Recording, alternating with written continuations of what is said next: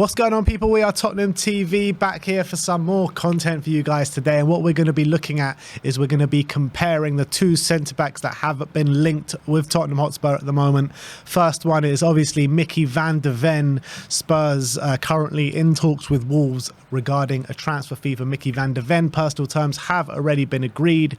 The second player is obviously going to be Edmund Tapsoba of Bayer Leverkusen, 30 million market value, 24 years of age. I think this one will be a little harder to do. He will be a little bit more expensive than Micky van de Ven, and the reports are saying that we will only sign one of the two, much to our frustration. But what we're going to be looking at today is we're going to be comparing the two of the data metrics. So let's see how we go. Yeah, so we know that both of them are young centre-backs. Both can play on the left. On the left of a back two, sorry. We know Tapsoba can also play on the right because he's right-footed, but it's also equally comfortable on the left. But it's obviously a big decision Tottenham have to make. Do they pay a little bit more and get Tapsoba? Obviously, look, we're Spurs fans. We want Spurs to go for both. That looks like it's not going to happen. All reliable sources saying it's going to be one or the other at the moment anyway. So if we're going off that, we're going to see maybe which one is worth going for. Is maybe a Van de Ven, who's a bit cheaper, going to be better value for money potentially, or is it going to be worth pushing that little bit more and getting that Tapsoba? And who's more suited to what we need as well? I guess these are all the key things we're going to be looking at. And we've got a bit of data, we've got our own opinions as well. So I guess let's look at the graphs. We've got like the these are pie charts from, the data is from FBref, very obviously great website for data metrics. And on the left, you can see Micky van de Ven. On the right, you got Edmund Tapsoba. And this is how their pie charts kind of compare to each other. The numbers you can see are the percentile they land in for each metric, with the green being their attacking metrics for a defender, the yellow being more possessions, how he carries the ball, and the red being their defensive metrics, how many defensive metrics kind of they're doing per game. I guess to start, we can see that to be fair, they are quite similar. They're not like wildly different in terms of how they perform in each kind of metric. I guess the big difference you can see is in the defensive amount of defensive contributions they're making per game. I think Tapsoba, what you can see here when it comes to tackles, interceptions, blocks, clearances, and aerials one even, I think he pretty much, except for blocks, he's in a higher percentile than Micky van de Ven in all of them. That doesn't necessarily mean he's better defending. It just means he does more defending. He kind of is more front-footed, I would say. It is worrying that aerials one for Micky van de Ven, he's only in the 4th percentile for that. Very low. That is very worrying. Yeah, it really it's is. Strange considering especially coming into the Premier League as well. And he's 6'3", so he's very tall. So Yeah. you would assume with that kind of height, he would be more than a match in terms of his height, like with most strikers. So I wonder why that is. I wonder how many. If I drill down in the data, I'll look in. But I want to see how many he's competing for. Maybe he's not competing for too many, and that's why he's not winning or losing. But then that metric, I guess, is saying how many he competes for, how many he wins, and it doesn't seem to be a lot, which is very peculiar. Maybe it's because he's just a young defender and he's still not as strong as he might be in a few years' time. You've got to remember he's 22. But I think when it comes to like strength, in terms of physical strength, we know Tapsoba clearly has that edge over Van de Ven. But yeah, the defensive metrics, Tapsoba definitely seems to be better, not better, but he does more than Van de Ven. What really impresses me for the both of them is their progressive passes. Oh, sorry, not progressive passes, but progressive carries, successful take-ons, and their pass completion rate. I was quite surprised that Micky van de Ven's progressive passes was only in the 56th percentile. I thought it would have been much higher than that, judging by the quality on the ball that we know he has. Yeah, but then again, that could be the amount. And as you can see, overall passes attempted, he does pass less anyway. So when it comes to progressive passes, because he passes less, he's obviously going to do less progressive passes as well. So maybe it's a consequence of that. In terms of progressive passes, I don't know, maybe completed. I'm trying to get that data. If that's his passing completion is decent, 73rd percentile, but better than Tapsoba. So even though he passes less, he does seem to pass more accurately than Tapsoba does. But as you can see, in possession, They're actually not too far apart, but Tapsoba just seems a bit ridiculously good when it comes to, and Van der Ven seems like very good, and Tapsoba seems to be like really good. So there does seem to be a tiny difference. Most of it comes with the passing. When it comes to carries, they seem to be very similar in their ability to carry ball into the midfield, which is good. Yeah, and it's obviously these stats got a lot to do with how both teams set up and how both teams play. And Bayer Leverkusen have been a better team than Wolfsburg this season, so you'd expect Tapsoba maybe to be more comfortable maybe in possession than a Micky van der Ven would be in those specific setups. Yeah, and obviously Leverkusen's a bit more possession based, aren't they, than Wolfsburg. I believe they're not as good in possession, although they did go for a really good run period near the end of the season, Wolfsburg, but I don't think they're as good in possession or as focused on possession as Leverkusen are, especially under Xavi Alonso, and who's got a real focus on his centre-backs passing forward. And I think Van der Ven's more of a consequence of his own ability, whereas Tapsoba's more part of a structure which allows the centre-backs to flourish a lot more in possession, and that's what we're seeing, I think, in the data. But I think obviously, when it comes to attacking metrics, they're very similar. There's not much difference. There's the shot-creating actions, which Tapsoba for a centre-back is in the 85th percentile compared to Van der Ven. But other than that, again, very similar. Expected assists. I mean, it's not what you ask for a centre-back, but it's interesting to look at. They're very similar. I think the other attacking metrics, they're pretty much level, to be honest. So I think from that point of view, they're similar. But if you're looking at the data from these points of view, I mean, apart from the passing and Tapsoba commits a bit more defensively in terms of actions, there's not actually that much to split them.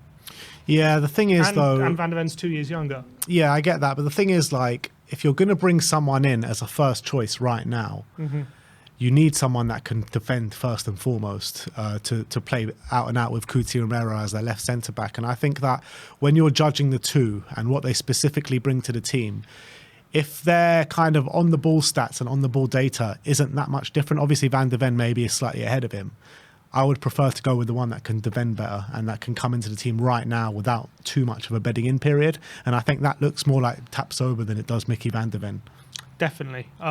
He's definitely likes to, again, just because he does more defensive action doesn't necessarily mean he's a better defender, but that does definitely indicate his willingness to more get involved, get into tackles. We know that Tapsoba is definitely more of a like Romero type in the sense that he's more proactive, whereas Van der Ven is more of a kind of sweeps up danger, kind of less proactive kind of defender.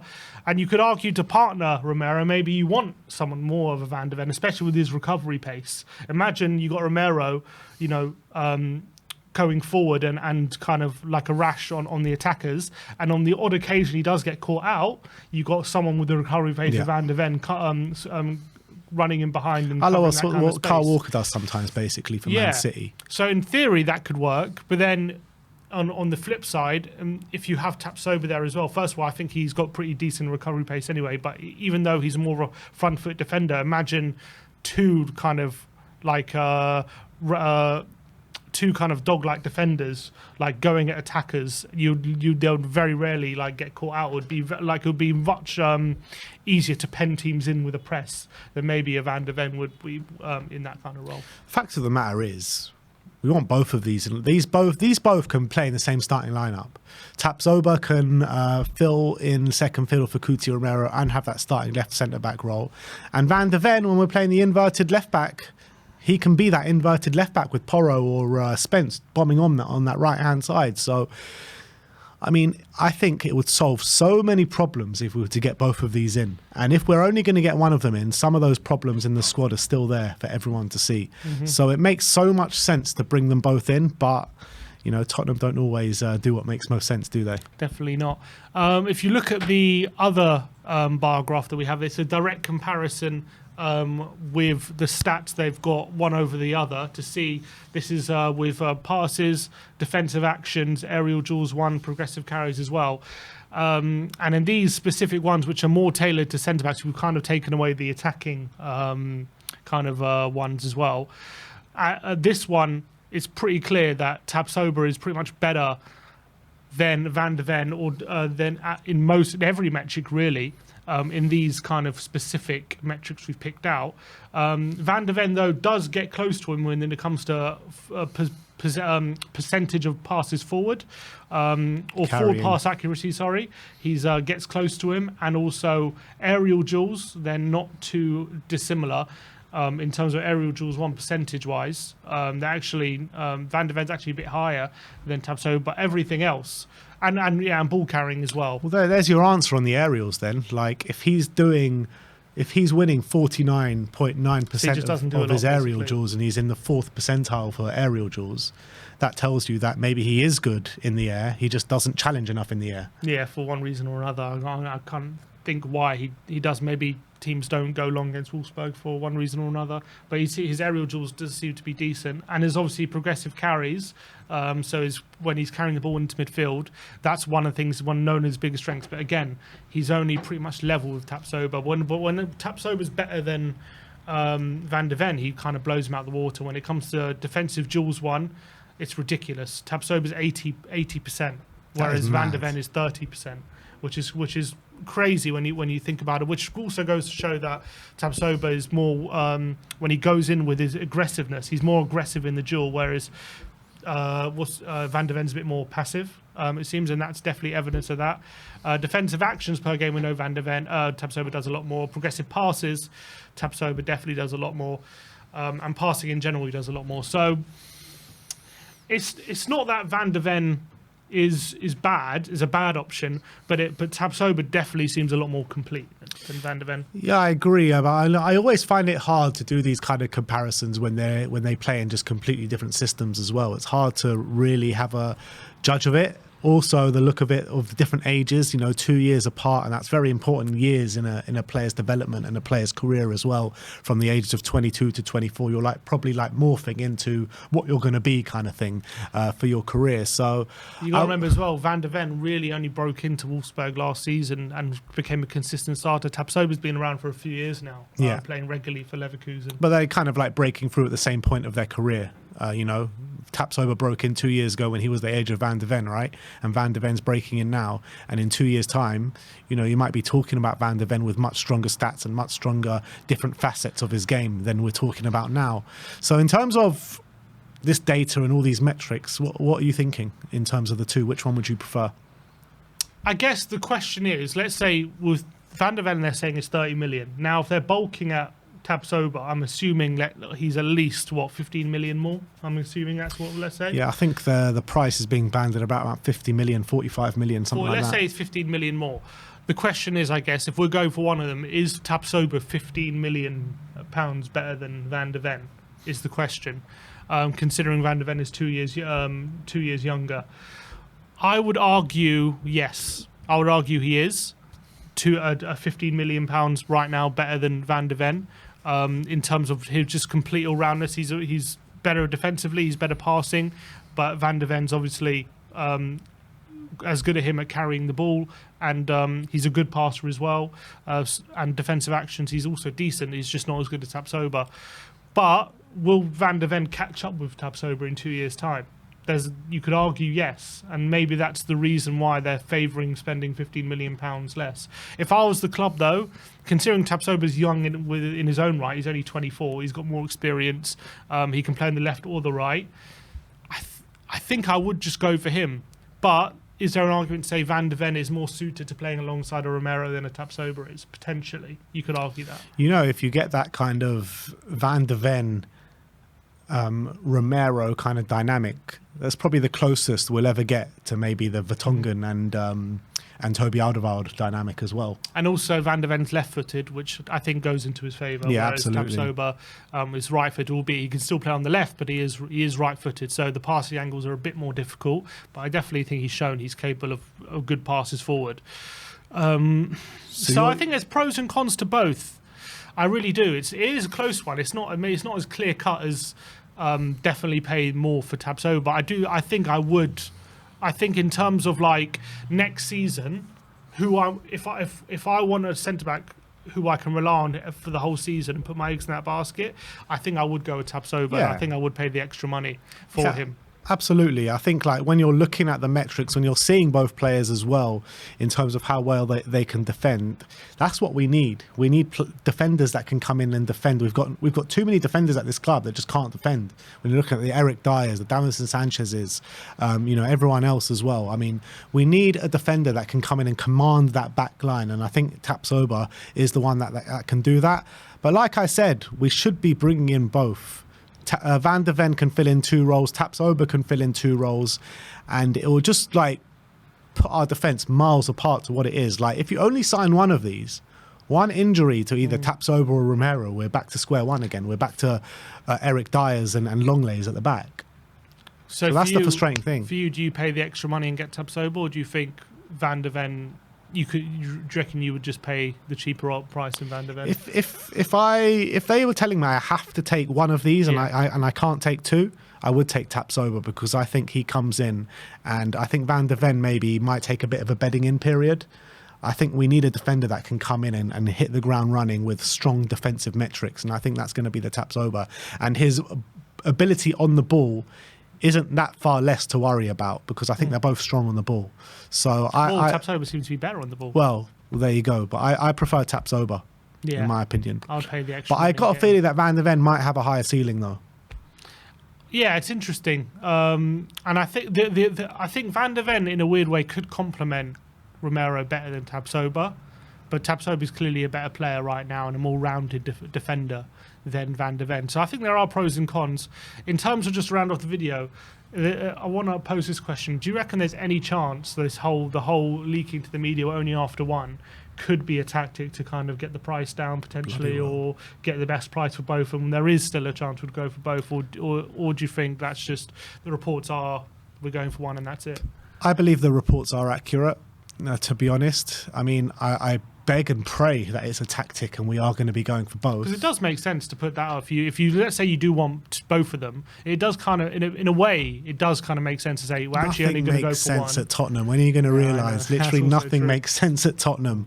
If we need 3, we'll get 2. If we need 2, we'll get 1.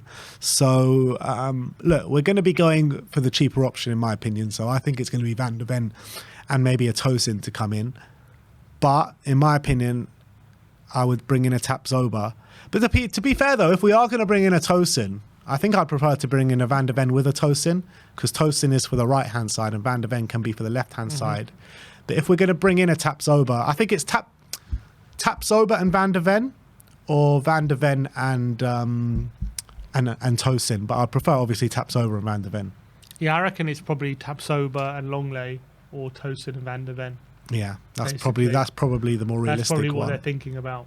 And if that's the case, I actually think they're going to bring in Van de Ven, Tosin, and maybe a Longley as well. And a Longley as well. It depends who they can get rid of. Because if they're going to get rid of Sanchez, get rid of Rodon, get rid of Tanganga, and Dyer is staying though. Yeah, but Dyer is staying. Argument's sake. So let's say for argument's sake, everyone's going apart from Dyer, right? So we've got 2 defenders. We've got Dyer and we've got Romero. So I still think that we could bring in a 3 there. I still think we could, because if you're looking at Dyer, I think Ange will look at Dyer and be like, I don't even want to deploy him too much. I think it's just a case of him running down the contract. So I still think we could potentially look to bring in 3, and especially as Van de Ven can play left back as well. I think it's a good chance, but would you prefer to stick with not bringing Longley and just stick with Dyer for a year? Yeah, I would, because I think it's a waste of money. Yeah, I agree. I don't want Dyer and Longley in this squad for sure as well. Like, I don't see the point in it. If we're keeping Dyer, I'm not happy with it, but fine, don't get Longley. That's it. Like, I worry that we're going to keep Dyer and get Longley and only sign Van de Ven. That's what I'm worried about. And if that's the situation, I think we're in real trouble. Yeah, I think this Dyer thing is a very short-term thing, though, because I don't think he's going to sign I don't think we're going to give him a new contract. So this time next year, in my opinion, is when the rebuild will be complete. And that's when you're going to see the likes of all the deadwood will be gone by then, in my opinion. So I don't really understand not bringing in these 2. But in terms of where we are as a rebuild, I kind of understand where it doesn't all have to be done this window. And I think that when you're looking at this window and next window, I'm looking for that to be complete then. Yeah. It doesn't have to be done this window, but there's no reason why it can't be. Yeah. Not all, not everything, but just you get those two defenders, and that's an issue you don't have to think about too much for a few years. And all of a sudden, you've got two really high potential centre-backs there, and you've got a really good solid base, young defenders as well. And that's like something to really work with. And I feel like, again, it's just staring us in the face. We can just get both of them in. And it's not even like, yes, it's a bit expensive, but we're not talking hundreds of millions. It's not even that expensive. It's not that expensive at all. You're talking 90 million euros, which is what? 80 million pounds or something like that, 75 million pounds for two top centre-backs with a high ceiling that can be with us for a long time. It's not that much. Arsenal just signed 105 million for one player in Declan Rice. Especially if we get, let's say, 10 million for Sanchez, we get, let's say, between 5 and 10 for Rodon, and we get between 5 and 10 for Tanganga. All of a sudden, that's nearly 30 million. That could be potentially nearly 30 million on 3 players there. Exactly. So if we get that money, like, why can't we spend a bit? And also, we've just signed Solomon on a free as well. Like, we didn't have to spend there. So I don't see why we can't push the boat out a bit and get both. But look, I want to know in the comment section, who are you going for? Are you spending a bit less and go for Van de Ven? Or do you spend a bit more and go for Tapsoba? All right, well, that is our take on the comparison between Van de Ven and Tapsoba. Let us know your thoughts in the comment section below. Like, subscribe, and comment. And as always, come on, you Spurs.